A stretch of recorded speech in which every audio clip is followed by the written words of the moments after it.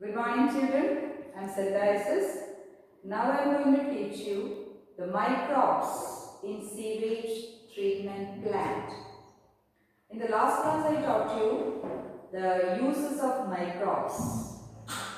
So here we can see how the microbes are used in sewage treatment plant. So before getting to the details of sewage treatment plant, we have to see what is sewage. So sewage is municipal wastewater, or we can say the wastewater from houses, from the office, or from kitchen, toilets, etc. So the wastewater are collectively called from different sources. The wastewater from different sources are collectively called sewage, and sewage consists of large amount of organic matter or human excreta.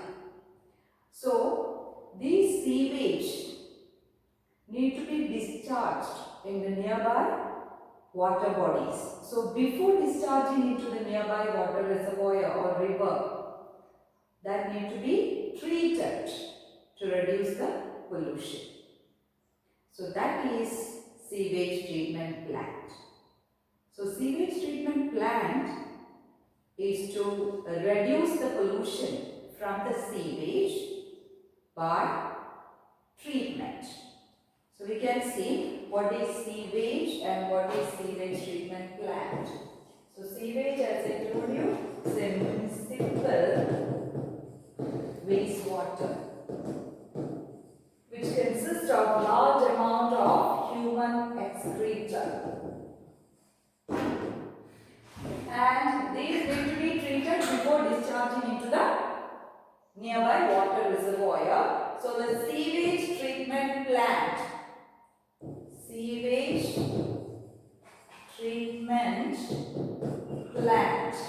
or we can say STPs, sewage treatment plants. In 10th standard you learned Gilma action plan to clean or to protect the river Gilma from pollution. So like that, Gilma action plan and Yamuna action plan also implemented by the Ministry of Environment and Forest. Under that plan, several sewage treatment plants also developed to treat the sewage water before discharging into river to reduce the pollution. And in sewage treatment plant, there are two steps. So sewage treatment plant consists of two steps. The first one is primary treatment. Primary treatment is also known as physical treatment. Primary treatment or physical treatment, and secondary treatment or biological treatment. So these are the two steps in the sewage treatment.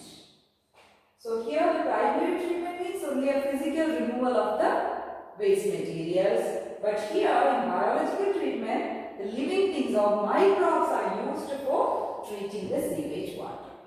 So we can see the details. Okay. So first step is the primary treatment or physical treatment. In primary treatment or physical treatment, there is a physical removal of small and large particles from the sewage. The first step in the primary treatment is filtration. So, filtration means the sewage water is allowed to pass through wire mesh screen to remove the floating debris from the sewage, such as floating debris, plastic waste, etc. can be removed through this filtration when the sewage is allowed to pass through wire mesh screen. So that is the filtration. That is the first step in the physical treatment. So as I told you, physical treatment is the physical removal of small and large particles from the sewage. So for that, the first step is filtration. Okay, and the filtration is followed by another process, sedimentation.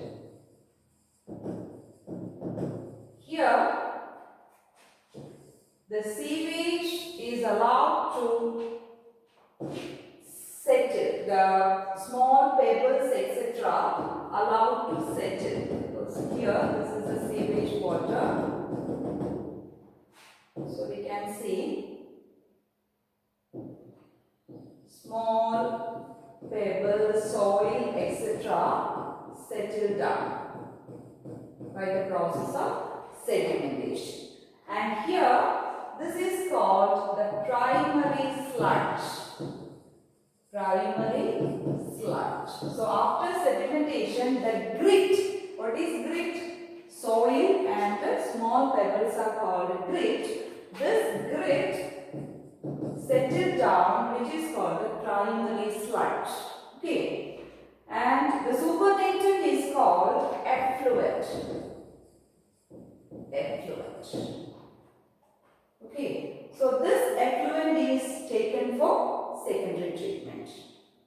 So clear? So in the primary treatment, it is subjected to filtration and then it is followed by sedimentation. After sedimentation, we get effluent. This is the supernatant after settling the grit. And that settling grit are called primary sludge. Now the effluent is ready for secondary treatment or biological treatment. We can see the biological treatment. Second, biological or secondary treatment.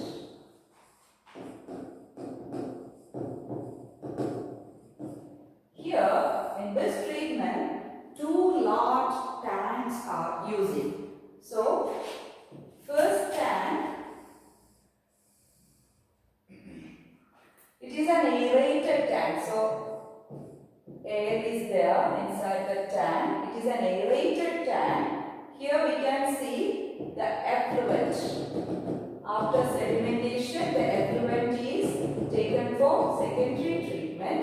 And this effluent is there in the tank.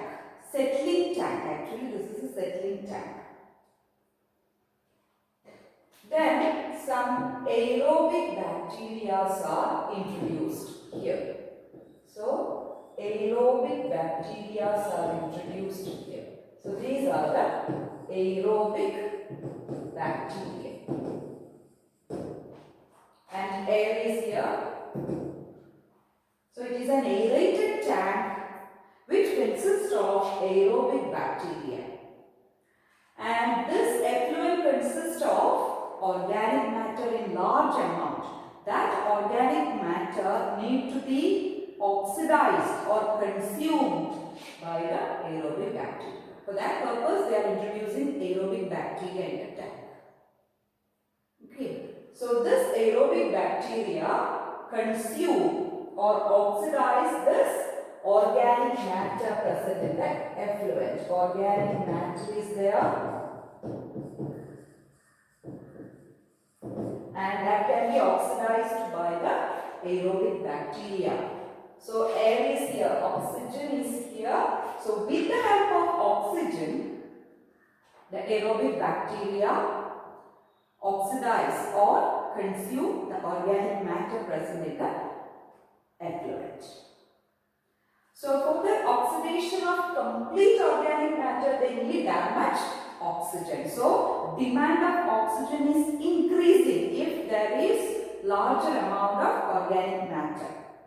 So if the oxygen demand is less, we can call it as biological oxygen demand of the bacterium or biochemical oxygen demand. Okay, we can see in the next page BOD.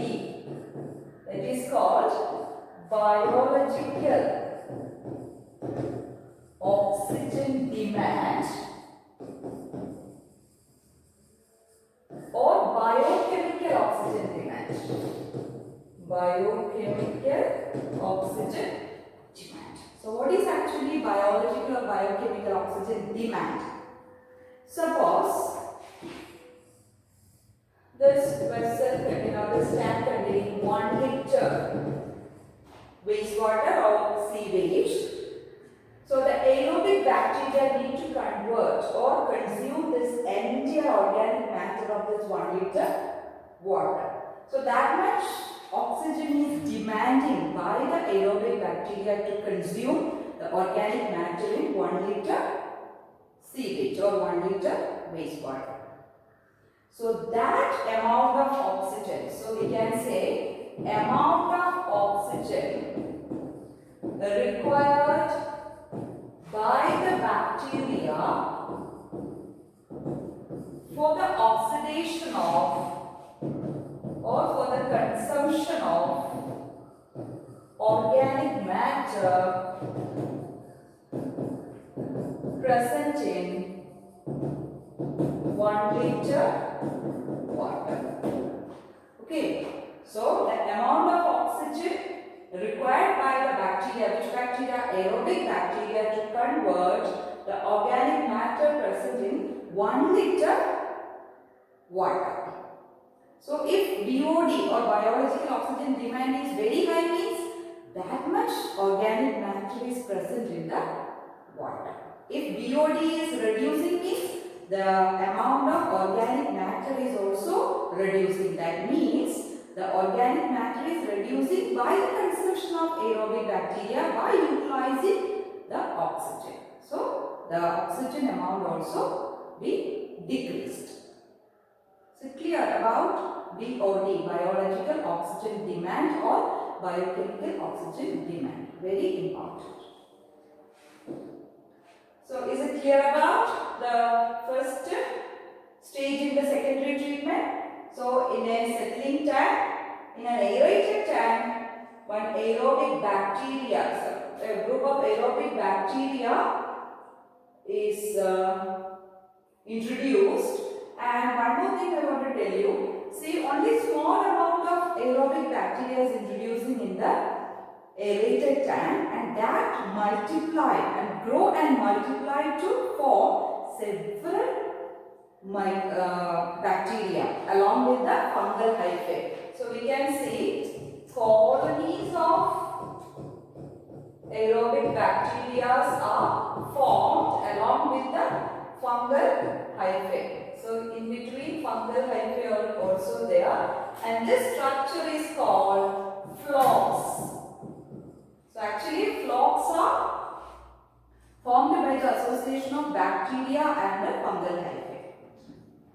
Actually these flocks are together doing the consumption or oxidation of this organic matter with the help of oxygen. Okay, and now we can see these flocks, after consuming the entire organic matter, they settle down because there is no more organic matter to consume. So they have no other work. So normally they settle down. Okay, and that settle down or settling flocks are called activated sludge. Activated sludge. So we can see the flocks are settling at last after the consumption of the entire organic matter. These flocks are settling down. That means there is no more organic matter left. And then this is again passed into another tank. We can see another tank. For that I am going to rub these points. So here we can write activated sludge. So we can see the next tank. So settling tank also. Actually this is aerated tank and this is settling tank. Okay. And here in this tank the water is there and organic matter, no more organic matter actually. Organic matter is already consumed by the flocks and these flocks are settled down here. Here the flocs are there because there is no more consumption or no more oxidation work. So they are settling down, and here in this settling tank, introducing some anaerobic bacteria. So some anaerobic bacteria are introduced in this tank, settling tank, anaerobic bacteria. Anaerobic bacteria. So this anaerobic bacteria can consume or can break down this aerobic bacteria. They can digest this aerobic bacteria or this activated sludge. Actually, a small amount of activated sludge used as an inoculant. We are putting some aerobic bacteria in this tank. So, some amount of aerobic bacteria which is settling in the settling tank can be used as inoculant in the aerated tank. And the remaining flocs or the remaining aerobic bacteria digested by or consumed by the anaerobic bacteria. Okay, and the fungi in the flocs produce anaerobically broken down to produce the methane, hydrogen sulfide, carbon dioxide, etc., which is used as biogas. Okay, so these water without organic matter can be discharged. Now it is ready for discharging into the nearby water reservoir. Is it clear about the secondary treatment or biological treatment? In secondary treatment, two tanks are there, aerated tank and settling tank. In aerated tank, they are introducing aerobic bacteria to digest or to consume the organic matter. And this aerobic bacteria multiply and form flocs along with the fungal hyphae. Okay, so this aerobic bacteria grow and multiply, and along with the fungal hyphae they form colonies of flocs, and these flocs can consume this organic matter with the help of oxygen. And these flocs, after consuming the entire organic matter, they settle down. It is known as activated sludge, and then it can be passed into another tank called the settling tank.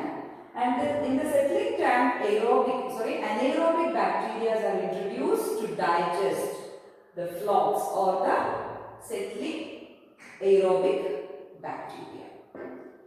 And some amount of these flocs can be used as inoculant in the aerated tank, and the remaining can be digested by the anaerobic bacteria. And the fungi present in the flocs produce methane, hydrogen sulfide, carbon dioxide, etc. as biogas. Is it clear about the sewage treatment plant? Now the water is ready for discharging into the nearby water reservoir. It has less pollution or less pollutants. Is it clear? Next we can see microbes in the production of biogas. So biogas means a mixture of inflammable gases. So biogas is a mixture of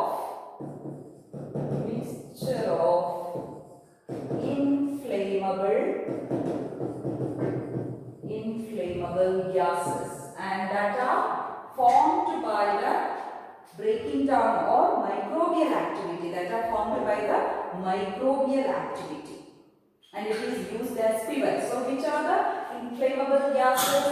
CO2, methane, then sulfur dioxide, etc.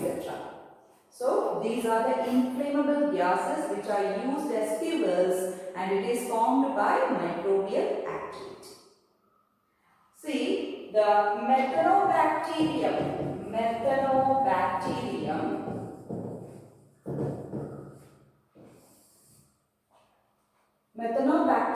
are responsible for the production, or they are using, the methanobacterium are using for the production of biogas.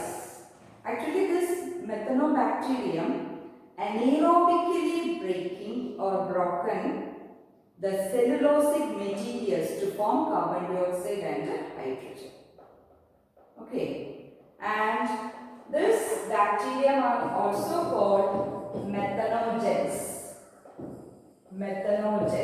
So the methanogens the methanobacteria are commonly called methanogens that are used for biogas production.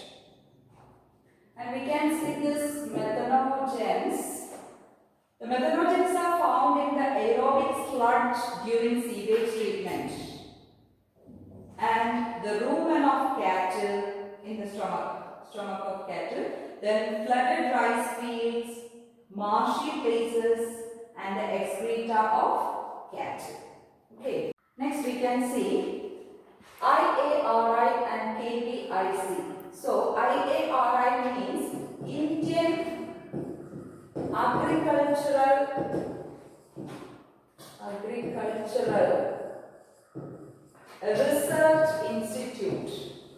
Research Institute. And KVIC means Khadi and Village Industries Commission. So actually IARI and KVIC developed the technology of biogas in India.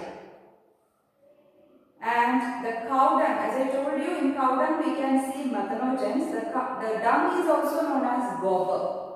And gobar consists of cellulosic material or cellulose and methanogens in large amount. So this gobar is used for biogas technology. So this biogas is also known as gobar gas. Okay. Now next we can see how this biogas plant works. So you can see a large tank. See, actually this large tank is 10 to 15 centimeter feet. So this is called the digester. Okay. And this is a concrete tank used for collecting the bio waste. And it consists of an inlet and outlet. So this is the inlet and this is the outlet. And this inlet is for receiving dung and water. Dung and water in the ratio of 1:1. So dung and water, gobar and water is mixing and putting in the inlet area. And outlet is used for collecting the slurry of sludge after gas production. So here this digester is covered by an inverted gas holder. Inverted floating gas holder, and it keeps on rising when the gas is produced by the digester with the help of microbes. Okay, then this gas holder consists of a pipe, and through this pipe the gas is taken to the regions such as kitchen or for cooking, lighting, etc. So this is the working of biogas plant. So this is the gas holder. So this is the structure of the biogas plant. Okay, next we can see microbes as biocontrol agents. Microbes as biocontrol agents. See, normally we are using some insecticides, pesticides, weedicides, etc. to control the living organisms or the pest, insects, etc. which attack the crops. Here, the microbes are used as biocontrol agent. It can be used for killing pest, insects, etc. And that is biocontrol agent. So I'll give you one example. Ladybird and dragonfly, that are not microbes. ladybird and dragonflies are used for killing or get rid of aphids and mosquitoes. Likewise, some microbes such as BT. BT means Bacillus thuringiensis. Bacillus thuringiensis is used to prevent the pest attack in some plants such as brassicas and fruit trees, etc. And the spores of this Bacillus bacterium can be mixed with water and sprayed on these plants. So actually this BT, Bacillus thuringiensis, consists of a protein called cryprotein. And this cryprotein is non-toxic, but when it enters into the body of pests or insects, when it reaches the stomach region in the middle gut, it becomes toxic. Toxic in the middle gut of pests. Become toxic in the middle gut of pest, and that causes the death of the pest. Okay, so this Bacillus thuringiensis is also, there's some genes, the Bacillus BT genes are also introduced in some plants to get resistance from the pest, insect, etc. that we can study in the biotechnology chapter. So here which microbes are used as biocontrol agent? Bacillus thuringiensis, and another one more bacteria we have to see. It's not bacteria, actually it is fungus. Trichoderma species. Trichoderma species. Fungi. And this fungi we can see in the roots of plants. In the roots of plants, these Trichoderma species are there, and that prevents the attack of other plant pathogens present in the soil. So pathogens are there in the soil, plant pathogens, and the Trichoderma species present in the root system of the plant prevent the attack of other plant pathogens present in the soil. So there also these microbes such as Trichoderma species act as biocontrol agent. And another example is virus, baculovirus. Baculoviruses, very important. Baculoviruses because they are species specific. Okay, they attack a particular species or particular species of insects only they will attack. And we can call it as species specific narrow spectrum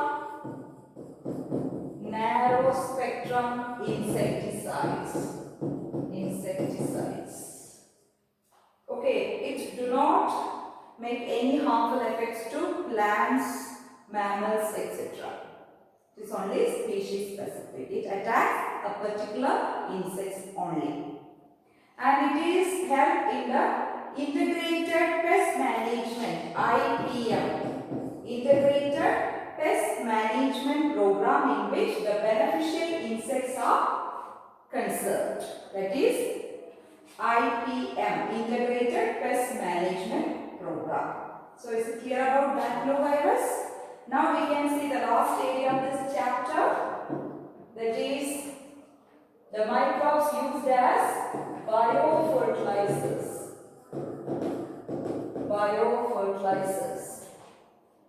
Here, the farmers are using fertilizers to enrich the soil with the nutrients, and that are formed or that are making in the factories. They are actually chemicals. But some microbes are acting as fertilizers or biofertilizers to enrich the soil with the nutrients. So biofertilizers are organisms that can enrich the soil with the nutrients. Especially bacteria, fungi and cyanobacteria act as biofertilizers. First we can see bacteria. Which bacteria are used as biofertilizers. First, symbiotic bacteria such as rhizobium, then acetobacter, etc. fix the atmospheric nitrogen in the soil. Fix atmospheric nitrogen in the soil. Actually, they are in the root nodules of leguminous plants. They can fix the atmospheric nitrogen and they act as biofertilizers. And the next example, the second one, fungi. Fungi, especially mycorrhiza. Mycorrhiza is a symbiotic association between fungus and the roots of higher plants. That is mycorrhiza. You already learned in lower classes. So mycorrhiza is a symbiotic association between fungus and the roots of higher plants. The mycorrhiza helps to absorb phosphorus from the soil, help the plant to absorb or help the roots to absorb phosphorus from the soil. And the plant in turn provides shelter to the fungus. Okay. So this mycorrhiza we can see, the mycorrhiza shows the following benefits. It provides resistance to root-borne pathogens and tolerance of salinity and drought and overall increase in plant growth and development. These are the roles of mycorrhiza in case of symbiotic association. An example, a fungi called glomus. Glomus is a type of fungus that show the symbiotic association with the higher plants. And next we can see the third one, that is cyanobacteria or blue-green algae. So that also acts as biofertilizers. For example, Anabina, Nostoc, Oscillatoria, etc. They act as biofertilizers. They fix the atmospheric nitrogen and helps to increase the organic matter in the soil by their photosynthetic activity, and it also increases the soil fertility. Hope you understood everything about the uses of microbes or microbes in human welfare. That's all for today. Thank you.